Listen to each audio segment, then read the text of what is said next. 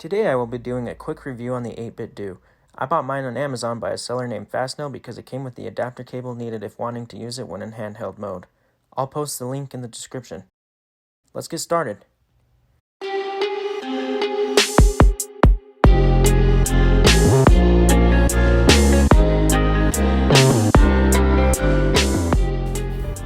First thing you want to do is go into your settings and make sure Pro Controller wired communication is set to on. It will not work if you don't do this. This can be found in the Controllers and Sensors tab.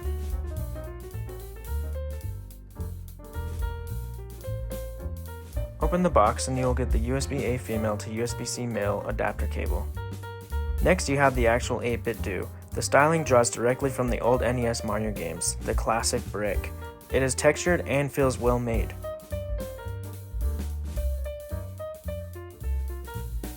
I will be connecting an Xbox One controller to my Switch for this video. Plug the 8BitDo in and hold down the sync button on the end. Wait for the blinking red light. Next, turn on the controller and hold the sync button at the top. Once synced, the controller will vibrate and they will stop blinking. It will then ask if you want to custom map your buttons since Xbox and Nintendo have reverse layouts. As far as gameplay goes, it's exactly how you'd probably expect. Playing Smash Bros, I custom map buttons on any controller anyways. I don't notice any lag. Playing crossplay games like Fortnite, Nick All-Stars, Mortal Kombat, Rocket League feels more natural on an Xbox or PlayStation controller than with the Joy-Cons.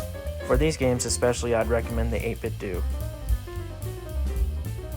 The home button works exactly how it does with the right Joy-Con. Push to go home, hold to bring the quick menu up.